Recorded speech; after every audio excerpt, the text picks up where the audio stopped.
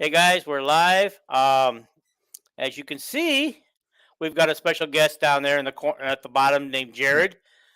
He's going to take Paul's place tonight because Paul thought he needed to have a date night with his wife and go watch Oh, the movie Creed 3. It's a good But movie. It's a great movie. have you seen it? I talked to somebody who watched it, and he said it's the best Creed yet. So, Oh, really? yeah. Yeah. So I will be going to watch it, yes. Yeah.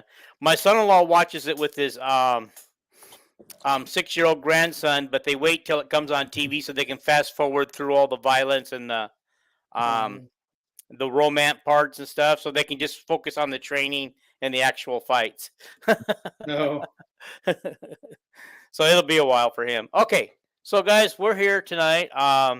As you guys know, the women are on their way to the Sweet 16, which we're very happy about. Yoo-hoo! yeah. Hard fought game. Some dirty tricks at the end by Georgia. Instead of just committing normal fouls and sending Iowa to the free throw line to hopefully get the ball back and run down and shoot the ball, they create intentional fouls. Well, actually, one was a technical and the other one was an intentional foul. Girls do play dirty. Well, Girls you do didn't play catch? dirty. Did you catch the end of it? No, I didn't. Oh, okay. Yeah, the one girl knocked Gabby over in the face, and I believe that was considered an intentional foul. So they got 2 free throws. Iowa did, and the ball back. That was a technical foul. The other one was an intentional foul on Caitlin. The intentional foul was Caitlin. I thought that was because it was a technical because she pushed her with no intent to get the ball.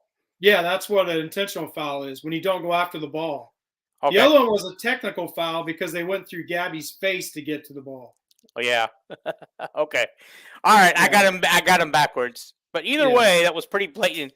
And I know that you guys during the men's game there was a lot of pushing and shoving like that, and they only called it once during the game and like that. But the guys continue to push and shove Iowa around, and we only got one call in our favor on that one out of all that. So, but anyhow, they had a hard fought game in 74-66, right? You guys remember the final score? 68. No, I believe. don't. Okay, so anyway, It might have been 66. Yeah. But anyway, it was a great game. Did you guys see the story I shared on Georgia? is that the one about the game they had against Virginia? VCU? Yeah, yeah, where Virginia Commonwealth. they We had they had 5 girls including Reggie Evans' daughter, Yeah. get kicked out for fighting. And they and still won the game. she was involved tonight. Probably. She was one of the ones involved tonight. I don't know which one she is though. I guess I should have paid more attention to which one she was. Yeah, you should have. I know. I don't really care now. We're You moving didn't on. watch the game, Jared? No, I've been busy all day. My wife's a nurse. She was working today. So I had my 5-year-old son with me. I mean, just, typical Sunday, go to church and then just be as physically active with my son as much as possible. Get him worn out. Plus, my dad had his birthday today. So Oh, we're having this. Happy birthday to your dad. How old is he? 66. How much? 66. Oh, that's what I am. I'll be you're a better 67 man than in I am, because I'll I be would have been 67 in watching 2 months. What's on that? my phone. I would have been with "Happy Birthday, Dad," but I'd be watching the game on my phone. I wouldn't be able to not watch it. Yeah. But I mean, yeah, it's really exciting to see the girls being this successful. Hopefully, I mean, what are the chances of them making to the Final Four? They got to play really the winner good. of Colorado and Duke. Maybe. That's tomorrow night. In my opinion, this was their toughest team in their bracket until they get to South Carolina, which would be the Final Four. Yeah. Mhm. Georgia plays that defense that always beats Iowa. Kansas State played that defense. If you look back at Iowa's record this year, every game they lost for the most part, except for Illinois, was pressure defense in their face. Caitlin usually whines and cries about it, right? She's always getting fouled. This game, she was a bulldog. Actually, they all were. They all were. Like, they were getting, they had, 20 turnovers? Like, Iowa had, 20 turnovers. They just kept turning the ball over. Warnock had one of her worst games. as far as turnovers goes, but when they had open shots, they knocked them down. They hit. They did. I'm What, proud of Gabby 14? today. 15 points, 4 for 5 on her.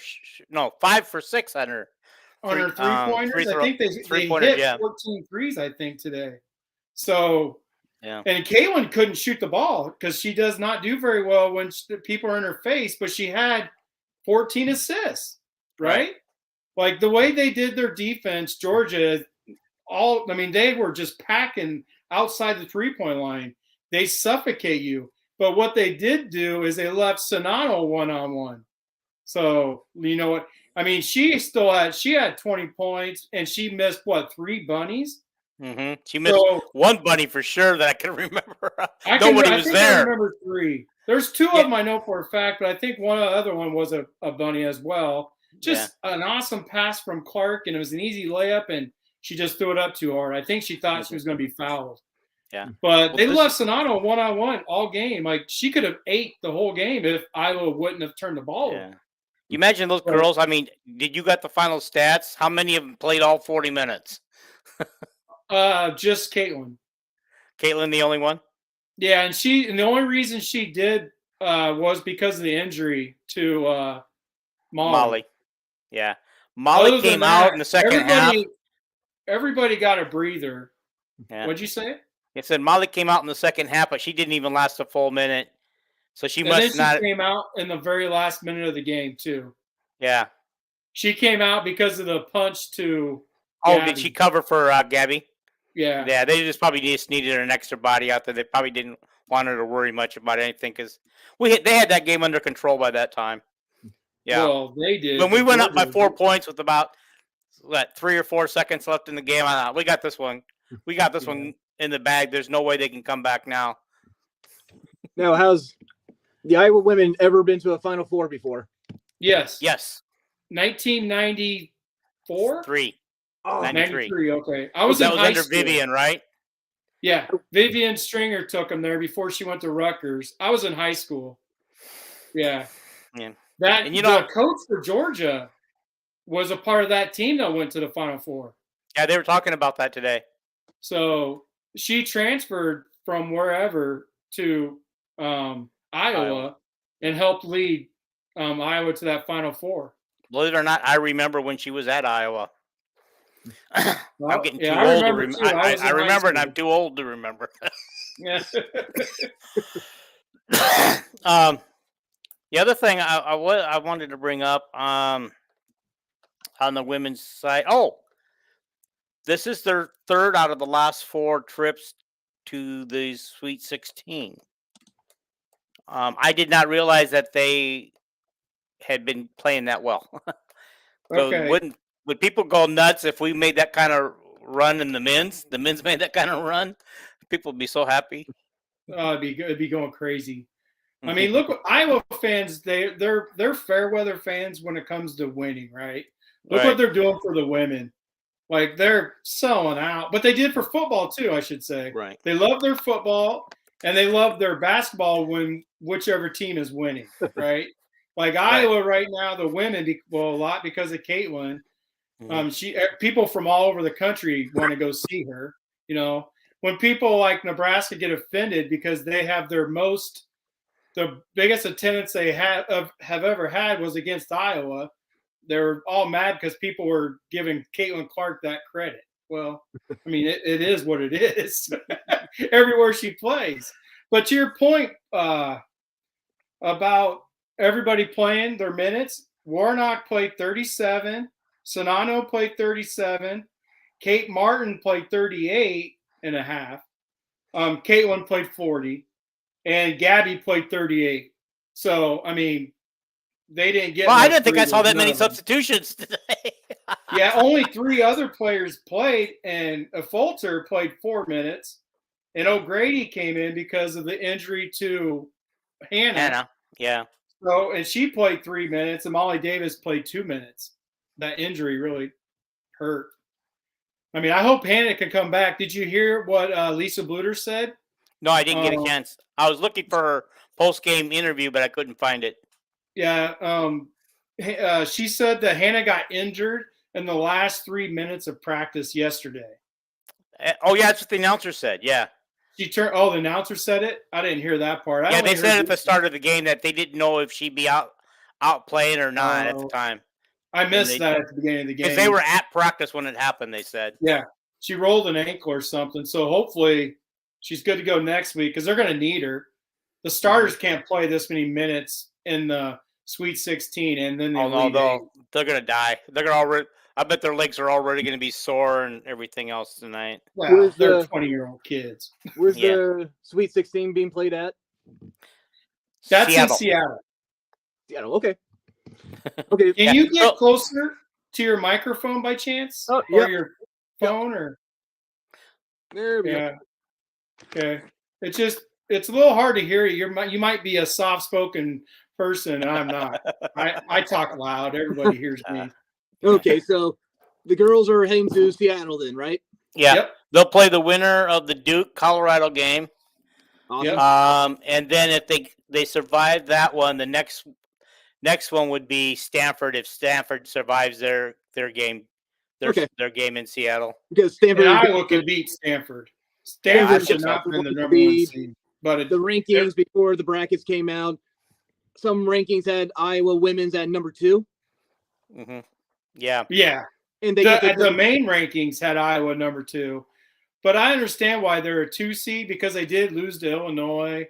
But if you go off of the reason why the pollsters made them number 2, because if you go off of right now, they're probably the second best team in the country.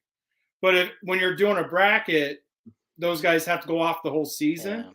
Yeah. And even though, I think Stanford was 28-4, where Iowa was 26-6, I want to say, going into the tournament. And they lost to Illinois. They lost to Kansas State when Kansas State really wasn't that good. So they do have some bad losses. They lost to Maryland by 40, 30. So, I mean, so Iowa did have some bad losses and Stanford didn't, except for in the tournament. They lost to Washington State, I want to say. So, but right now, Iowa's probably the second best team. They're playing the best basketball. They just played, in my opinion, the toughest team they're going to face until South Carolina with the defense. We've actually talked about it on this podcast to where the way to beat Iowa women's basketball is to pressure them, play tough, right? It's the same with the men. The men are a bunch of, they can't handle either when you put pressure on them. And Iowa, but these women today, they wanted to win. After the game, Sonata was crying. Warnock was crying because it's their last game in Carver. So I mean, they really wanted to win.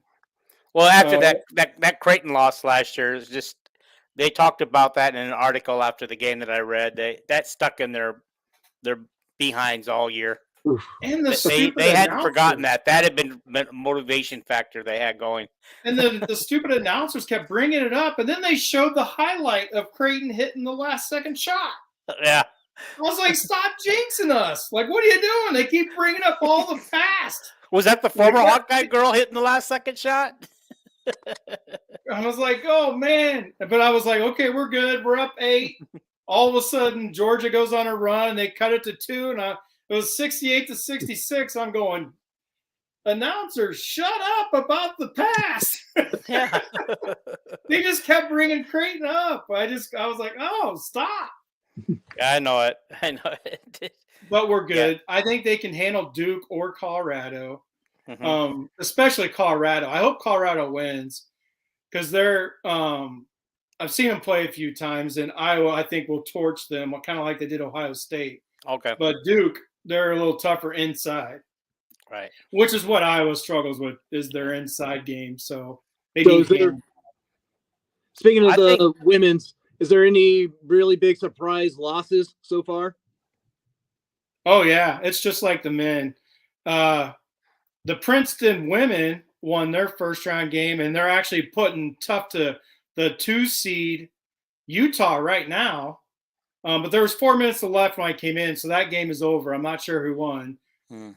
So Princeton, both the men and women, the men have already gone to the Sweet 16 as a 15 seed, and the women are putting it to the number. Well, not putting it to them, but they're like right there with the number 2 seed Utah. South Coast State got beat though today, and I was kind of sad. But they put up a fight with the number 1 seed Virginia Tech. I like watching South Coast State play. All number 1 seeds have survived, unlike in women. They usually do in the women. Yeah. There's a bigger gap in the women's basketball than there is in the men's basketball. Okay. As far as all that's concerned, is like the tournament. The Final Four and stuff like that in the women are usually, the best teams. You don't see teams squeaking through as many as you do on the men. Right. Like, I'm not sure what it is. If more of the like South Carolina, which I don't think anybody can beat them, and it's because of their bench. Like they literally they're like, who do you want? Like the Alabama of women's basketball. They have 5 starters who are all Americans, and then they got 5 on the bench. So, yeah, I mean, South Carolina is going to be tough. And they're going to make it between Alea Boston and Caitlin Clark if that becomes the match for Player of the Year, right? Those are the 2 players for Player of the Year, and they would go against each other. The difference is you take Clark off of Iowa. I mean, they're going to be a tournament team, right? But would they be a Sweet 16 team or Elite 8 team? I'm not sure about that. But you take Boston off South Carolina, they wouldn't even miss her. Like they would just bring in somebody else. Like she only scores like 11 points a game, 13 points a game. She averages a double-double. Monica Sonano almost does that, right? Right. So, I mean, Monica wouldn't be where she's at without Caitlin. What? I'll tell you right now, Monica wouldn't be where she's at without Caitlin. Oh, I think she would be because of the style of play that look before Caitlin. Look at all the great point guards Iowa always has. And it's because of the coaching. She replaced a good one. Like every one of them, remember Logic right before? I mean, they went to the Elite 8 with Logic at point guard, right? They always have good point guards, and it's because of coaching. The difference in Caitlin Clark is she's a generational player, right? Oh, yeah. She just takes the game to a whole nother level that those other point guards couldn't do. Samantha Logic is playing the WNBA. She was a star for Iowa. Was she the one right before Caitlin, or was it Kathleen Doyle right before Caitlin took over? Okay. The year before. Oh, yeah, I'm going back a little ways far. See, that just tells you. Right? I think Sam Logic was before Kathleen Doyle, then Kathleen Doyle. Okay, and then so they both were excellent point guards. Yeah, and it's because of coaching. Like that's just what they teach. It's like Iowa women always have good big men. Yeah. Big women. Sorry. Yeah. They always have they got good big women, and they get a good point guard. Something that the men aren't able to do for some reason. Well, it's coaching, right? Yeah. It's just Caitlin is a generational player, so she's just taking Iowa to that next level. But the only way to really say she's taking Iowa to the next level is for them to get to the Final Four. Okay, guys, I want to just change it up just a small bit, still on basketball. But I was going through my Facebook memories today, and on this date, there was several men's basketball games and some my thoughts that I had put on Facebook. This is before I created the group to talk on. I want to read you guys some of the silly stuff I wrote. If I can just see where I started here. Can't be as bad as some of mine. Okay. All right. Okay, it says, this is from March 19th, 2006. Wow, both Iowa and UNI win games on buzzer beaters. Did not get to watch the Iowa win, but we did listen to Dolph in the car while traveling. Only watched the first half of UNI, then went to bed. Only got in. Well, that's something else. Okay, so the one comment on that was, okay, I don't have that comment. Anyway, moving on. What? I must have messed up really bad. Okay, well, that's all right. I'll fill you in right here. You know how big I am on the plus minus in basketball? Yeah. That this kind of tells you the story about the starters where McKenna Warnock was a plus 15, right? In her 37 minutes. Sydney, I don't like saying this because I love her. She's awesome. Sydney Folter, you know how she only played 4 minutes? Mhm. But Iowa was minus 11 when she was on the floor. So when she came out to play, that's when Georgia went on their runs because she couldn't handle the pressure, right? Yeah. What about That's why O'Grady? the starters literally had to play the whole game. Yeah. What about O'Grady? What was her plus minus? O'Grady was -3. I figured so. Yeah. Yeah. All right. Here's Molly one I Davis said was on. a +1. Okay. Here's one that I wrote on March 19th, 2015. Iowa State just busted my bracket by not winning. Darn you. There goes the dream of Sweet 16 between Iowa and Iowa State. Everyone thought Iowa would chump the first game, and they still could. I guess they hadn't played yet, but I'm not sure anyone thought Iowa State would lose today. And then I think these are the When did Fran McCaffrey became the head coach? What's that? When did Fran McCaffrey became the head coach? 2010. Okay. Yeah. Okay. Somebody said I had them winning today in my brackets, but I did it with my fingers crossed. I didn't think Iowa State was that good. Oh, here we go. This is my friend. We've had him on the show before. He's my Iowa State buddy. He went to Iowa State and graduated from there. I was in Ames today, Mick. Only one on campus celebrating after the game were 2 squirrels.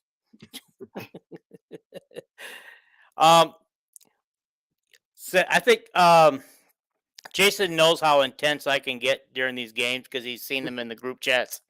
But I was really surprised looking at all these old ones that come up on my feed today. I wasn't intense on any of them. I was just commenting. And it's like, what? Apparently I told Jason I thought I'd gotten better over the years. I think I just proved to myself I got worse. Yeah, you drive me crazy. I'm a glass half full guy, and you're a glass half empty. Yeah, that's why I don't respond. I don't respond to some of your stuff, like that one message. I don't know what I'm gonna do if Iowa women lose. Well, why even think about Iowa women losing? What was that? When did I do that? When did I write that? You sent it in our chat when you're talking about the next show. After everybody was losing it for Iowa, but Iowa women haven't played. I'll show you. I'll send it to you. I'll find it in our group. I don't remember that one. Yeah. You're like, I don't know. I'm not going to know what to say if Iowa women lose or something like that. And I was like, I'm not commenting. But let's get into wrestling. What do you say? I didn't say anything today, and let's see. The previous game was a blowout, so actually, their 2 previous games were blowouts. So let's get into wrestling. Where do you want to start? Well, let's talk about. Let's start with the upset of the tournament, Spencer Lee. Yep. Okay. Which obviously I've been on Anthony Hawkeye Nolan's. I've been posting all the results anytime I'm able to watch it. It's actually been on ESPN, so I'm glad about that. But let's see. I actually got my computer here, so I'm pulling up the 125-pound bracket. So who won it, by the way? Who won it? It was Pat Glory of Princeton, 25-0. He was there in the finals last year, but lost to Suriano of Michigan. And Suriano was just a beast back then, just really, really slim cut. Didn't have the same kind of mass as Spencer Lee, but still really athletical. Could Spencer have beat him if he had gotten there?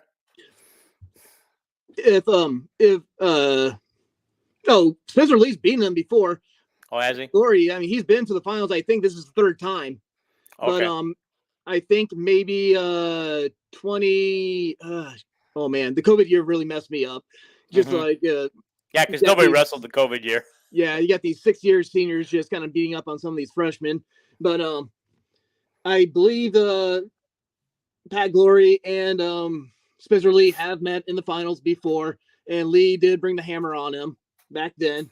But this year, it was a Glory's tournament, all because he didn't face Lee, supposedly. But going through the bracket right now, Spencer Lee, he had a fall over Tucker Owens of Air Force, 36 seconds, pretty fast. That's pretty fast, even on the Division I athletes. Then he goes on to beating Anthony Noto of Lock Haven. Easy. Yeah, that was the tech fall. And then, no, excuse me. I got ahead of myself a little bit there, but he had a match against Jack Medley of Michigan in the round of 16 against Michigan. That was a tech fall. Looks like that was the first period tech fall, 17-0, before he beat Noto of Lock Haven, 14-4. And then he got his rematch with Matt Ramos of Purdue. Earlier in the season, Matt Purdue, he literally had Lee on his back. He tossed him first period, but Lee, I mean, he battled through that and ended up pinning Matt Ramos. Right. But now it's the opposite. Okay. So with my understanding is actually, since I didn't get to watch it, my understanding is with writing time in the closing seconds of the of Spencer's match, he would have been 8-4 winner had he been able to write out the time, right? No, actually, no. Yeah, that's what somebody was saying, that he had writing time, but he had writing time clinched, I believe. Going into somewhere in the third period, he got a takedown off a controversial call. I mean, the red brick was thrown, so there was a challenge. They were overviewing it.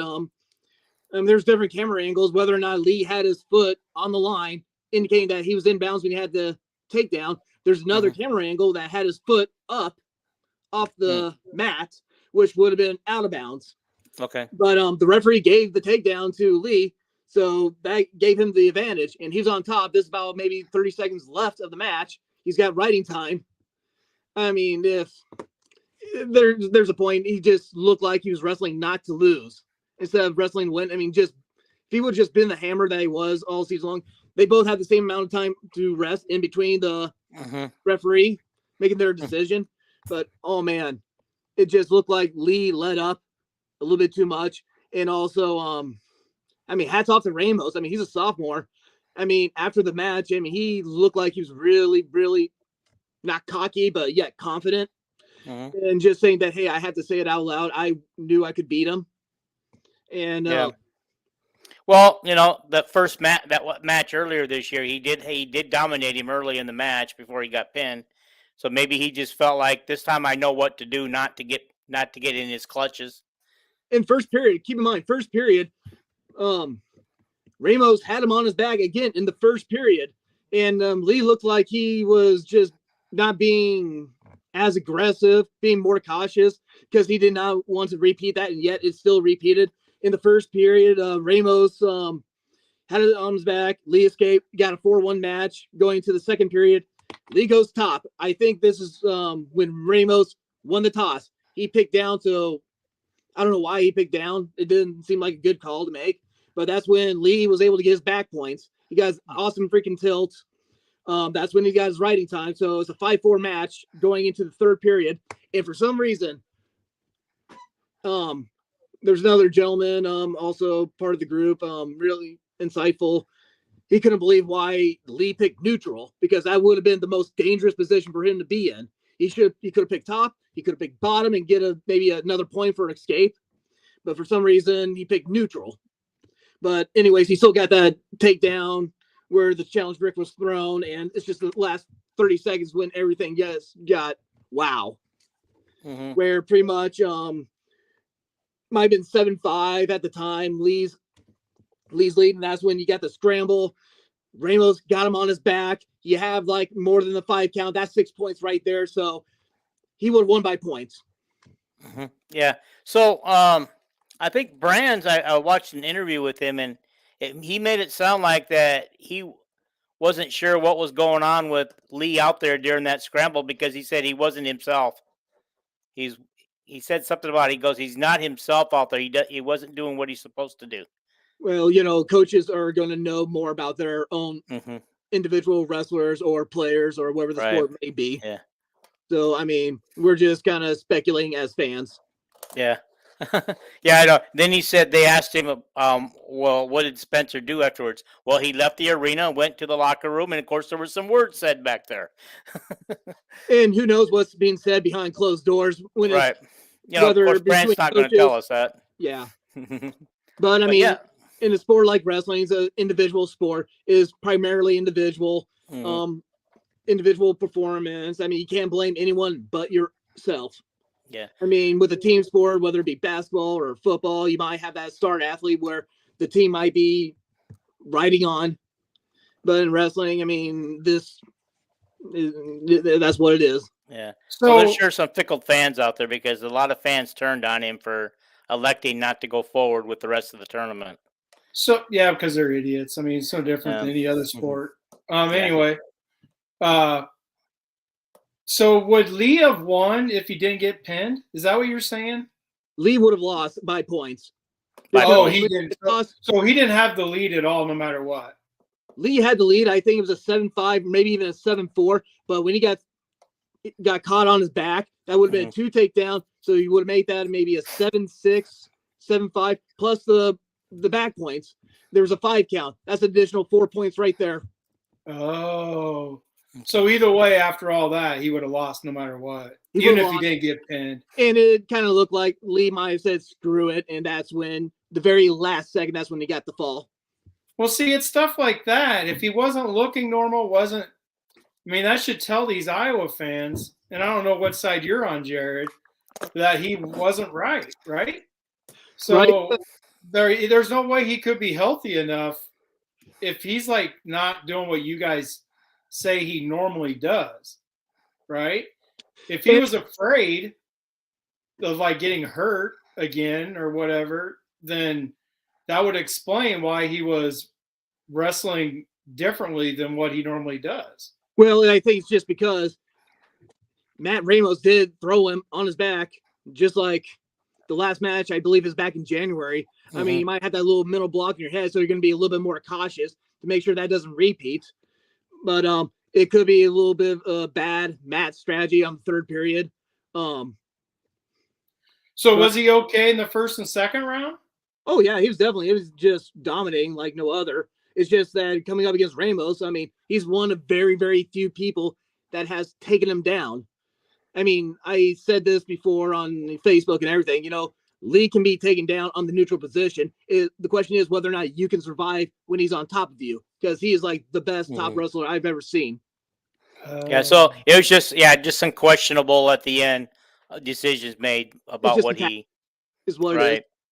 Right. Okay, But, let's move on to our other supposedly number one wrestler who was supposed to Real Woods. And what happened there, because that I did get to watch that one and I was just kind of in shock, and I'm not sure that I 100% agree with giving what's his name who beat him the back points. That Real Woods, yes, from University of Northern Colorado, their first national finalist in like since the 60s, I think is what they mentioned. So if I can pronounce his name, Andrew Alvarez of University of Northern Colorado, 28-0. This guy was actually ranked number 1 throughout the entire season, and Real Woods was actually ranked number 2. So when the seedings came out, I was a little bit surprised that they had Real Woods at the number 1 seed, which probably shows that they have a lot more stock in the Big Ten than they do in whatever Colorado. Northern Colorado's in. Right. Well, that didn't matter, because if it didn't matter which one was 1 or 2, they were on a collision course to meet anyway. Yeah, they would have. And actually, I mean, that guy wrestled a good match. Don't get me wrong. I just thought the refs, it just looked like you know, when they were really harping on that he needed a 4 count to stay down. Yeah, it's the challenge back point. I didn't see a 4 count myself. One of the officials is Jordan Burroughs, University of Nebraska, 2-time national champion, Olympic gold medalist, world champion. I mean, he was doing the commentary. He was saying that, oh my God, this challenge is going longer than these matches. I mean, I think over 6 minutes. They were trying to figure out. So, I mean, there's some problems with the challenge brick. I mean, with any other challenge situation with the referees, there's always going to be some problems with it. But wouldn't wrestling be an easy sport to challenge, though, like on camera? Like, couldn't you see everything? Depending on what camera angles, no different than, let's say, football. What kind of camera angles the referees can go off of, what is available. Yeah. Well, so what they were saying was, 4-corner match, right? You would think they would Yeah. have every angle on that. They little- did. They did, but what they were trying to get was, did the official miss the 4? Was it his fault that there wasn't a total 4 count? Because he stopped at 2, put his hand down to change positions, and then started the count again. By that time, Woods was off his back. And this was about okay. this is about the final 10 seconds of the second period, where Woods. Let's see here. We got a scramble, score, turns. It looked like it was going to be 4-3. Andrew leading, and then that's when the challenge brick was thrown about how long the back points were, and then that's when it became a 6-2. 10 seconds left. But before final 10 seconds, he was able to get the escape, Woods, and wasn't able to do much in the third period. Yeah, he would have needed a takedown in order to win that match. Yeah. But hey, good news is Real Woods is coming back next year. He'll be back. The Hawkeyes are going to need all the firepower they're going to need if they're going to be competitive. Where did they finish as far as team rankings? In team rankings, they finished. Yeah, I'll pull that up right now. They did finish a solid second place. So they did not need Spencer Lee. They didn't need him. They had it wrapped up in the blood rounds, I understand. They did. I don't know what the final standings were for everybody, but obviously Penn State was 1, Yep. Iowa was 2. And I got it right here. So, yeah, you got Penn State with only 9 wrestlers, 9 out of the 10 weight classes. First place, 137.5 points. Iowa, we had all 10, but only 6 All-Americans. 82.5 points. And then you have Cornell with 7 wrestlers, 76.5 points. And then Ohio State coming in with 9 wrestlers, 70.5. Oh. Earlier in the day, Nebraska was in 3rd place, so they dropped back. Yeah, I'm actually disappointed in Nebraska. I thought they were going to do a hell of a lot better than they actually did. They placed 8th, 7 wrestlers with 54 points. They were actually ranked in the top 3 a few times. Okay. All right. Now, considering how the other guys had finished, I think we had a couple 6th places, which one of them was Lee. A 3rd place. Did we get a 3rd place? Or 4th? Yeah. So I think Cassiope got 3rd. Cassiope got 4th. He got pinned by the Air Force wrestler. Really good wrestler. Okay. But Cassiope was given the 4th seed, so he performed at his seeding. Which, Okay. If I was going to have a chance to catch up with Penn State, everyone that did not get a 1 seed would have to overperform. Yeah. So Warner, I can't remember what his seeding was, but Jacob Warner had a really crappy seeding, but he had a really good placing. Here, I'll pull that up. Yeah, because he's an All-American. I think his seed was not All-American status originally. No, he had like a 15 seed. Okay, I got 197 Yeah. pulled up. Jacob Warner. Oh, he was on the bottom half. Oh, God. We need to see better. Yeah, here we go. So he had a rematch against Cameron Caffey. They split during the regular season, but Warner came out on top 5-1, and then he lost to the Missouri wrestler, 6-2, 3 seed, knocked him back. But here's the thing. He's the returning national runner-up, but Dean of Penn State, he's the returning national champion, and he's actually given a 9 seed of all seeds. Yeah, 9 seed. And Dean, it was just a really bad drawing. Even though Jake Warner got a lower seed, he was placed in a much more favorable position to actually place higher. And Gabe Dean actually got 7th. He placed 7th, and Jacob Warner got 5th. Actually, let me check that. Let me verify that real quick. Yeah, Jacob Warner beat Laird 7-3, 5th place match. Okay. Now, Brands finished 5th. He obviously finished higher than his seeding. Yeah. We're talking about Nelson Brands? Yeah. Yeah. And then Max Mirren finished 6th. I don't remember where his seed was at. He was an 8th seed, and he was projected to be an All-American. He went up against the now 4-time national champion, Yanni. He wrestled him really hard. Really, really impressive. Lost by 1 point.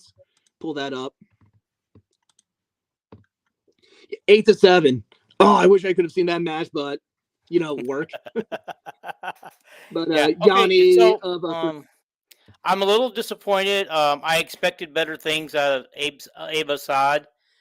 why he Avasad, bowed out so early, and he had a really close match against Iowa State. Coleman, I believe. Let me Mhm. pull that up. Usually, if I see this brackets, my memory comes back a little bit. Yeah, okay. So Avasad had a 12 seed. He had an opportunity to maybe be an All-American. Won his first match, 6-2 of who's of Buffalo, but had a rematch against Marcus Coleman, Iowa State, who had the 5 seed earlier in the season during the High Hawk. Coleman did beat Avasad. That's why these non-conference matches are so important for wrestling. There's just not too many of them. Right, Yeah. there is not. And then the other one I was I thought we finally found our answer at 133 with Brody Teskey, but how did and I know he didn't make it All-American status either, so I was a little disappointed there. Yeah. Because we've been struggling at that weight class this year, early in the season, and they finally settled on Teskey to take that spot. Yeah, I mean, hopefully, plenty of room for improvements. I'm not sure if RBY, Roman Bravo Young, Penn State, I'm not sure if he's coming back next year. The Olympics are coming up, so a lot of these guys may take Olympic red shirts and, compete for that. But, I mean, the COVID year kind of messed everything up a little bit, so he might be eligible to come back. I'm not quite sure. Yeah. But, Well, a lot of the guys, especially at Penn State, took the COVID year off before they knew it was going to be a COVID year, obviously, to focus on the Olympics, and then that didn't happen. So, yeah. And so that's the year that Iowa was supposed to win the national championship. We thought that was ours for the taking. And of course, we never got to find out if we could or not. Yeah. And then of course we took it the following year. But I don't remember if the Penn State guys, for some reason I contributed to the reason why expectations were so high in 20 and then 21 was because Penn State their guys were taking time off. Yeah. Like Penn State intentionally did not want to wrestle their best guys. If I'm not mistaken there. Yeah, and that's coaching strategy probably from Cale Sanderson and his group. Mm-hmm. But I mean, they're gonna be I'm not sure who's all coming back, but they're gonna be loaded for next season. Do you think Drake Ayala comes back to Iowa and takes the 125 spot next year? There's been words quoted in the papers by his dad. This I do not know. But he didn't come out and say, anything like, oh, he's not coming back or something. He just says something about, you're in the right place when you know it, and when you're not, you know it too, or something like that. Oh, wow. I think, it's obvious that if he's going to he had to redshirt this year in order for Spencer Lee, because you don't want to move Ayala up a weight, or, maybe they could have moved him up a weight and got what they needed out of him. 125. I mean, 125 is going to be a big hole to fill. Yeah, I think it's Ayala's for the taking if he comes back. As long as he comes back, I think it's his. I think that's the reason why they redshirted him, and then he just went to several tournaments, right? He did. As not. And if you remember when he wrestled Spencer Lee, Spencer was pissed. I mean, Spencer did not want to wrestle. He wanted Drake to take the forfeit because I think his knees were bothering him back then too. So people that are saying that Spencer being a quitter, but those are people probably never experienced a torn ACL. No, especially when you got him in both knees. Just going through what I'm going through, my knees, torn meniscus on one and a total knee replacement coming up this week in the other knee. Anybody who says they got knee issues, they got my sympathies, bud. You're an old man, though. I know it, but I get to the point where I can barely walk anymore with that left knee, and this has been postponed for so long. Quick question: has Spencer Lee ever lost a match before this? Yes, he has. He actually lost several times. He has only won on the Big Ten championships twice. Oh God, there's a couple names that escaped me. He lost the Big Ten title game his freshman year. Yeah, there's an Ohio State wrestler.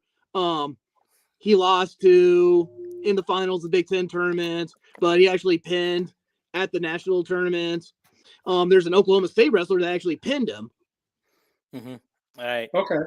That was I all mean, in his freshman year. He didn't lose after that until nah, yeah. nah. Oh, so he went undefeated his sophomore year and junior year?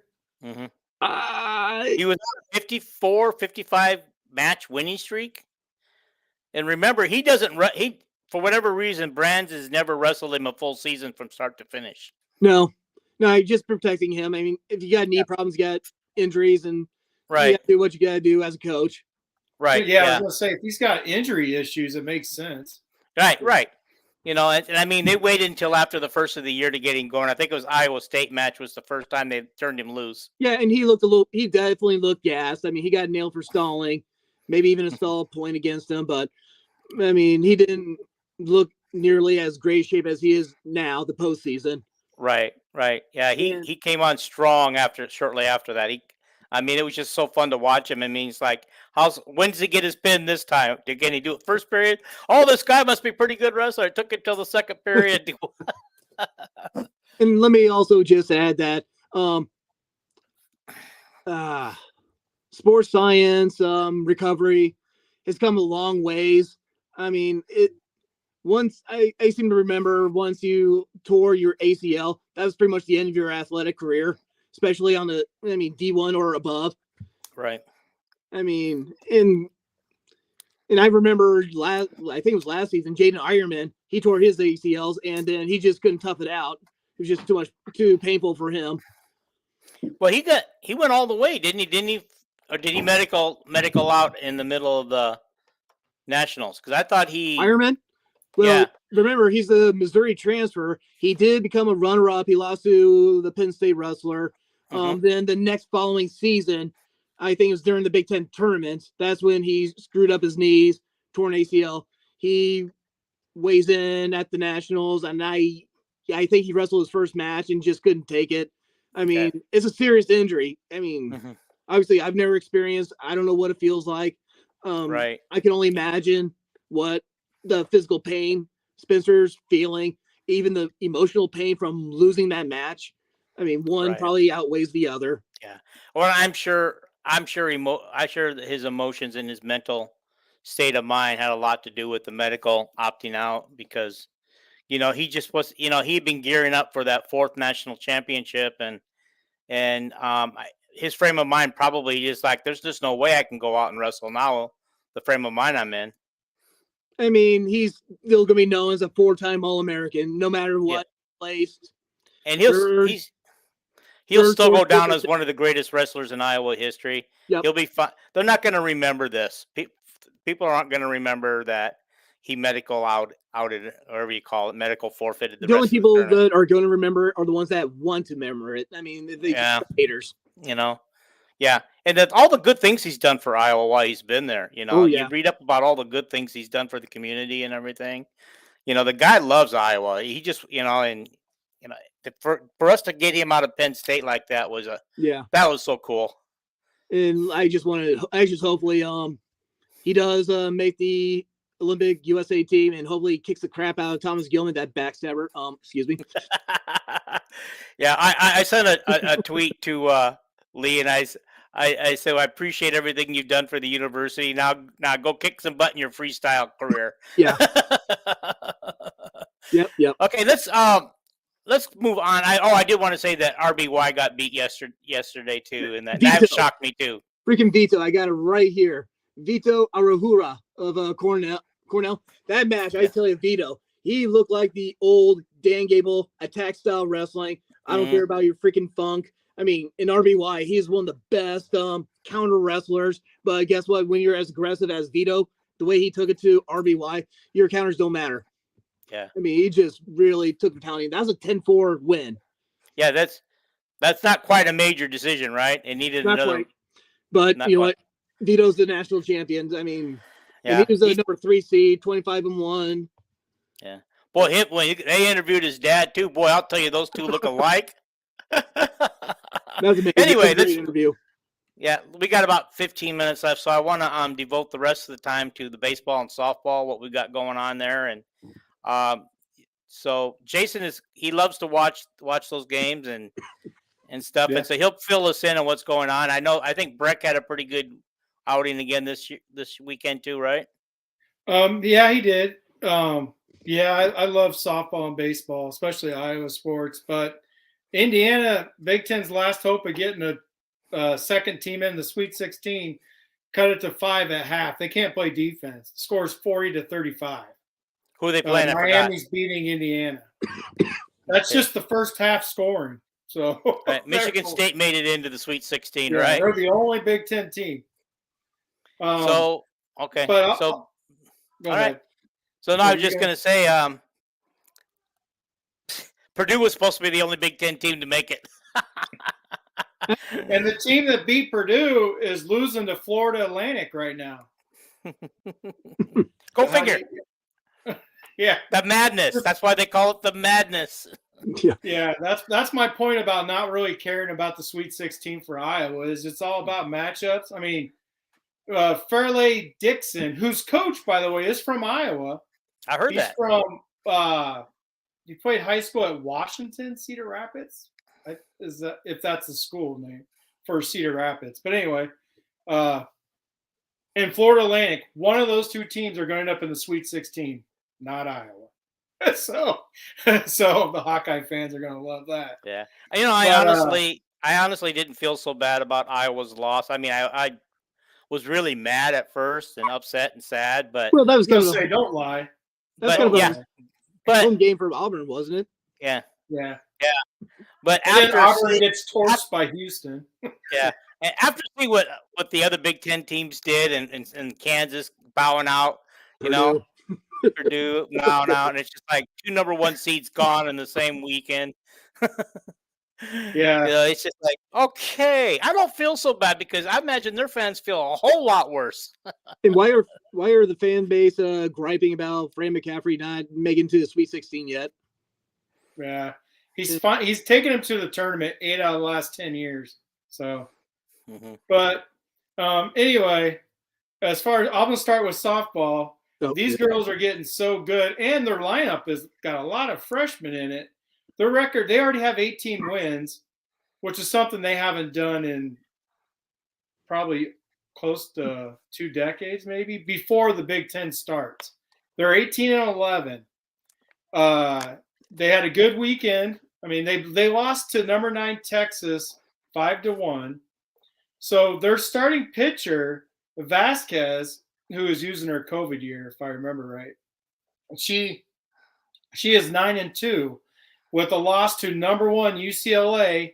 She lost. This is like Iowa football. She lost 2-1 against the number 1 team. So they played great defense, but they couldn't play offense. And then she lost this weekend to Texas, who's the number 9 team in the country, 5-1. So I mean, the defense is there, the pitching is there, and the bats, they can get hot as they have been so far this year. Like they're scoring runs. They I can't remember who it was, but they beat somebody 12-4 down there. They had like a 7-run 5th inning. Like it was amazing. And they went 2-2 on their 4-game trip to Tampa. So, I mean, and it was against good competition. They beat South Florida. That's who it was, because it was at South Florida's complex. That's where this was. But they beat them, who they beat Texas. South Florida beat Texas themselves, and Iowa beat them 12-4. So, like, Iowa is getting better. And I think once they get into Big Ten play, because they play a lot of teams, I think there's only one ranked team in the Big Ten, and it's Northwestern. And they're ranked 24th. So I really believe, if just gauging off of what we're seeing as far as the non-conference, I think Iowa's going to surprise some teams in the Big Ten, because they played much tougher competition outside the Big Ten and did very well. So once they get into the Big Ten play, and it won't be like, I mean, they played 6 games in a week. They've already played 29 games, and the Big Ten hasn't started. Oof. So I think a lot was their head coach was wanting them to just play as many games as possible because they're freshmen, maybe, right? I mean, a lot of them are freshmen. They sprinkle in some upperclassmen, but this new softball coach, I want to say she's in her 3rd year. She's kind of changing the culture in the softball. It's kind of like what Fran did, right? He took over one of the worst programs in Iowa history. and he changed them. And within 3 years, all of a sudden, they went to the finals of the NIT. Right? They just got better and better. Well, that's kind of what softball's doing. They've been getting better and better every year. And you sprinkle in like the seniors with Nia Carter, who is batting what is she? She's batting 485, and she's their leadoff hitter, right? She's in the top 5 in the country in hits. So she gets on a lot as far as the leadoff hitter. And then Denali Locker, who is their home run hitter. So both of these two players actually could be playing somewhere else, right? With the transfer portal, they could have easily just left because they're really good players. So you sprinkle in these really good freshmen with these other two players who are upperclassmen, and Vasquez pitching. I mean, this is one of the best softball teams I've seen in my lifetime, right? They've been to 4 College World Series. Iowa has. But that was actually back when I want to say their head coach, Gillespie, actually played on one of those teams. Like, that's how long ago it's been. So, I mean, Iowa has a history of softball, and it's fun when they're good.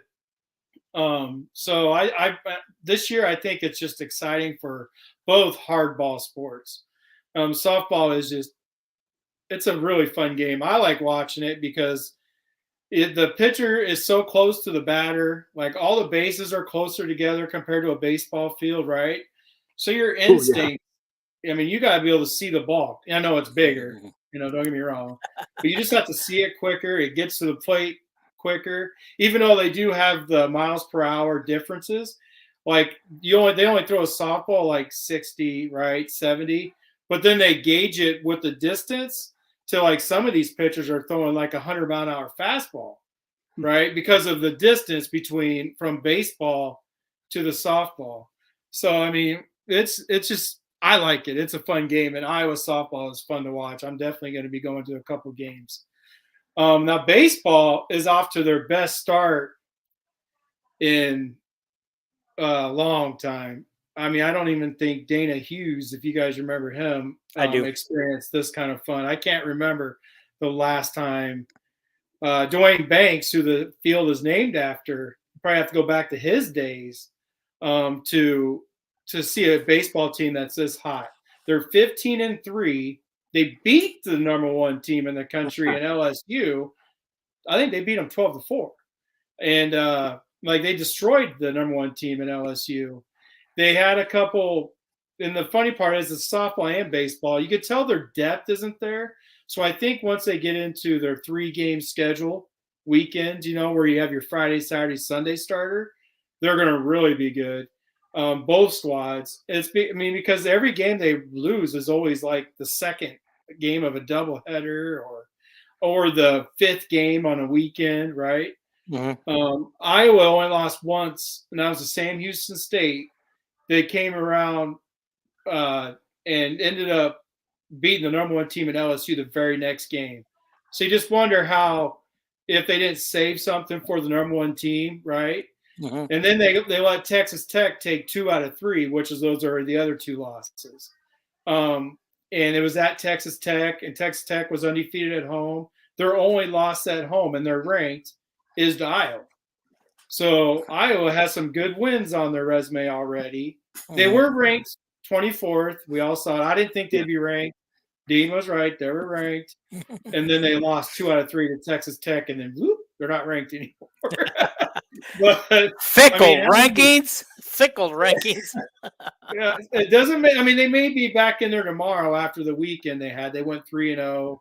Mm-hmm. They'll be back. They keep this up, they'll be back. They can't keep them out forever. Right. And they don't start the Big Ten this week. Softball starts the Big Ten next week in Penn State. I want to say softball, they play a game before they play. Nope. Softball doesn't play again until Friday, and they play Penn State. So, but baseball, they play Western Michigan 3 games this week, and they have a game against somebody on Tuesday, I believe. It's not a big school or nothing. It's that game that they use to play everybody else. Grandview. You guys know where that's at? It's yes. Iowa, I think. Yeah. Grandview in Iowa. So It's in Des Moines. Yeah. Is it Division 2 maybe? I mean, I don't even know. In AI. But it's Yeah, one of they're those not- games. They're not Iowa even an loves- NCAA team. Because Iowa played co-college too, and I think that's a small school in Iowa, right? Cedar Rapids. Yeah, so I think Iowa uses these midweek games to play other players that don't play on the weekends, and maybe even to give like Grandview Co-College some money, right? Because they pay them to come to Iowa to play the game. So I kind of like that strategy. It just looks weird, and it's not a good look, which in the past they have lost these games, which is why they don't go to the regionals, right? When you do this, you're kind of the risk isn't worth the reward unless you're just being nice to Grandview, right? If they come in and beat you, that's going to hurt in the end, which is what's happened every year to Iowa. Last year, they were one of the hottest teams in the country. They didn't get in the tournament because of the losses they had midweek throughout the year. And the Iowa coach went crazy. Supposedly, they've changed some things for the Iowa coach because the teams up north, they're such a disadvantage, right? So that's what he was saying. Like, there's hardly any teams up north that get in the bracket for at-large bids. If you don't win your tournament, you don't get in. So Rick Heller just went nuts last year after they didn't get in because they had one of the best pitching staffs in the country. They were playing the best ball. They did a silly thing in the Big Ten tournament to where they lost the first game, put them in the losers bracket. Well, then they went all the way to the finals. Well, then they had to beat Michigan twice. They beat them the first time, but then they lost in the doubleheader, right? So they've supposedly changed some ways they're going to gauge it, but playing these midweek games does not help. So I honestly don't know why they do the Grandview. They should do somebody that there's actually a reward if they win it. Yeah. But Iowa's baseball, if they can actually go into the Big Ten with 20 wins. And I can't remember the last time. I mean, they've been winning 35 games a season for 30 to 40, I should say, pretty much since Rick Keller's been on. Since Rick Keller's been there, he changed it around, and they've been winning pretty much every year. 2017 and 2019, he took within one game of the girls. So he's had good teams since he's been there. Yeah. But one second. But you're looking that up. Last year, I know that they were upset that they got left out, but I think Rutgers had a bigger argument, in my opinion, because they got left out too. Yeah, Rutgers got left out too. That's another reason where they went. Rutgers had a better record than Iowa.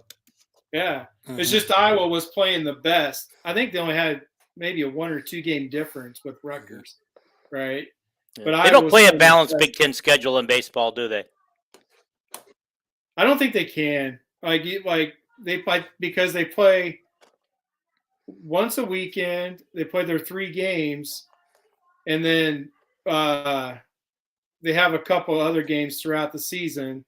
But the season, I think, would go way too long when they got 14 teams. And soon to be 16, yeah. Right. So, which that's going to be fun for you. But I know. I'm looking forward to it. I just hope my health holds up long enough to get the free ration of the 2 schools coming into the Big Ten. You'll be fine. You'll be fine. I've already told my son-in-law. You may be Robot Man, but you'll be there. Yeah. You may. I told my son-in-law, I'm paying for the tickets, but you're driving us to these games. And they go, okay, we'll go. We'll go. Brody Breck is like, he's all over the place. He is going to be a stud if he can start getting the control. He was the pitcher that came in and got ejected against LSU. He shut LSU down, but he also had 8 walks, which is why he got ejected, because he started yelling at the ump, right? Like, he thought he was throwing strikes, and the ump kept calling balls. He had 6 strikeouts and 8 walks and didn't give up a run. So, so he was, and that was the first 4 innings. Yeah. So he was on fire, but then after that, they have to take him out anyway because of his pitch count. Right. Because he's a strikeout pitcher. If you guys know the difference between a contact pitcher No. and a strikeout pitcher, is he's going to throw more pitches. So you really have to watch his pitch count because he's going to paint the corners. He's going to throw all over the place. Where you have some pitchers who are contact pitchers, where they throw for contact to get the batters out. Right? Mhm. They're gonna throw more strikes. They're going to throw balls that are in the strike zone more often, but the hitters are going to get their bat on the ball, but they're not going to hopefully get good contact, right? Because of like the way the pitch comes in, the curved ball or whatever. You're hoping they swing and just hit the top of the ball or the bottom of the ball, pop it up, hit a grounder. So there are pitchers, and the pitcher who pitched today,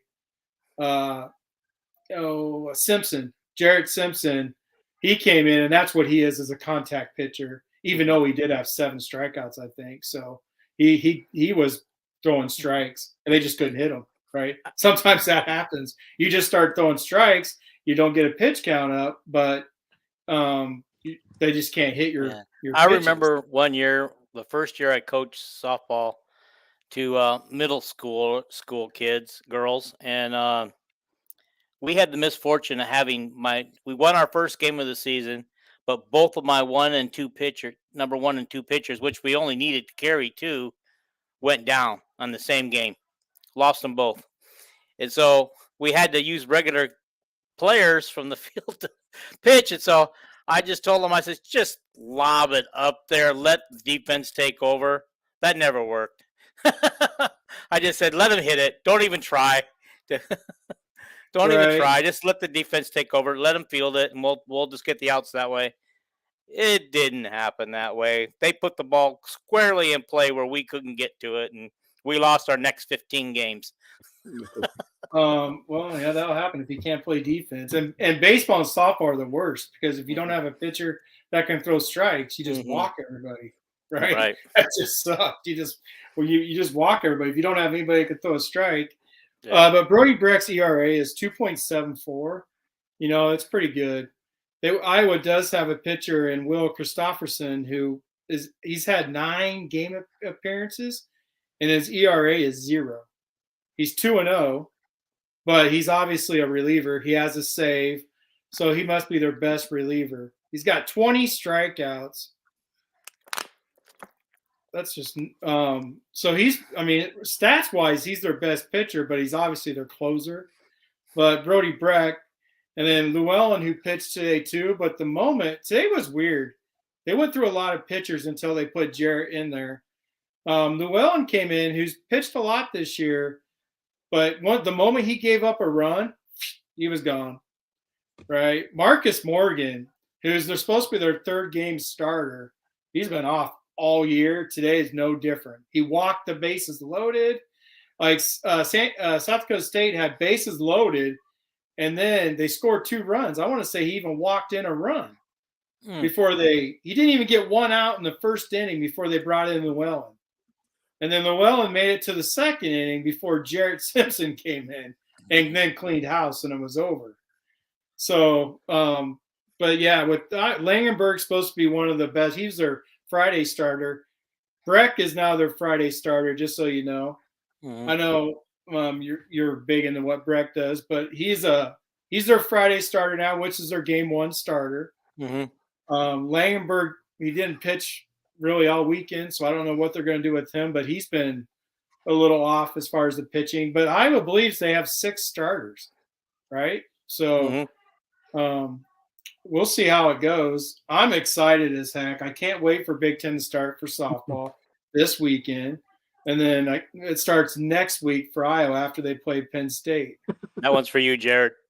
So, he's the one. Yep. He's one of the guys I chat with on Facebook quite a bit. Yeah. Oh, yeah. Very, very insightful man. Yeah.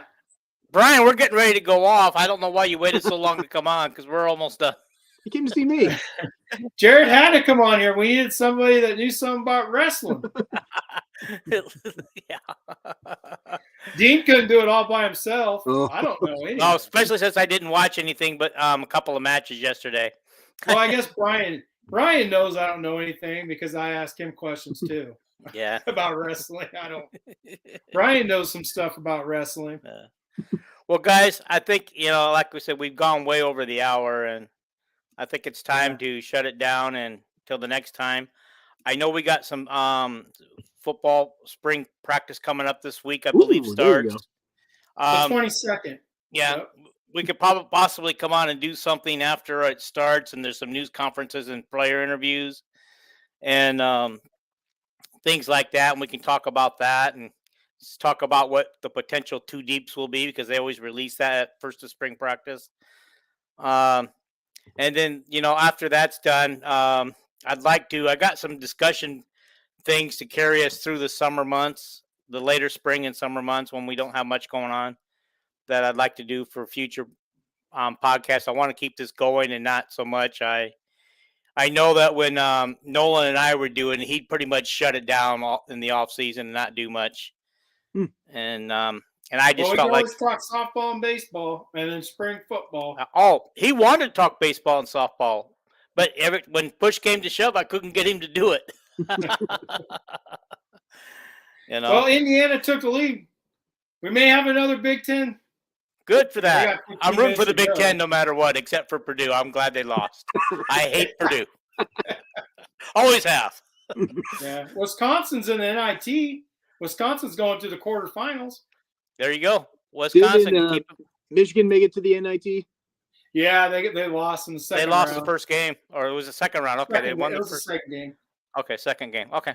So, Big Ten. Because they played at home the first game. They won that because they were the 3 seed, and then they lost at Vanderbilt. Yeah. See, I don't even have disdain for Rutgers or Northwestern basketball, because I just think what those two coaches are doing there is amazing, considering what they took over, the programs they took over. Probably as bad as Licklider years were for us. And so, anyhow, those are good people, and I wish everybody in the Big Ten the best, except for Purdue. I know somebody who's just like that, but it's except Wisconsin. He hates Wisconsin. Well, I have a disdain for Wisconsin and Nebraska too, but right now I don't have to worry about either one of them being in the tournament. Every Hawkeye fan is their most hated Big Ten team. So yeah. One of the questions I want you guys to think about that for a future episode is when the two teams join, USC and UCLA, and we don't have divisions anymore, and they want to go. We're going to go to 2 or 3 probably permanent rivals. Who would you guys like to see as our permanent rivals? I got mine. I wrote it down yesterday, but that depends on the sport. Hmm? That depends on the sport. Football. I'm just talking football right now. Okay. Yeah, basketball. They'll play everybody at least once. Do those two schools have wrestling? I don't know. I don't think so. I really don't think so. Stanford does, but obviously they're not Big Ten. Yeah, they're not going to be Big Ten. Right.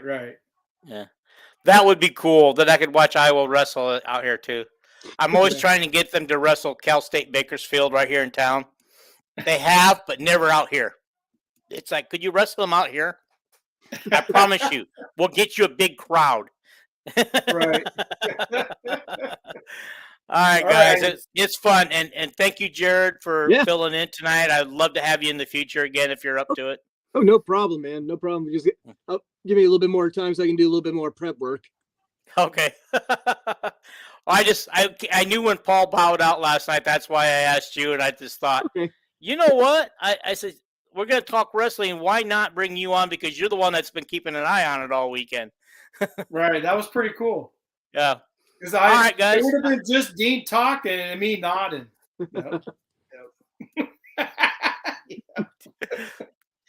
All right, guys. See ya. Bye, Terry. I'm going to end it right now. Guys, take care. Bye. Bye, Paul. Too bad you couldn't join us. We had fun. See you, Jared. Yep.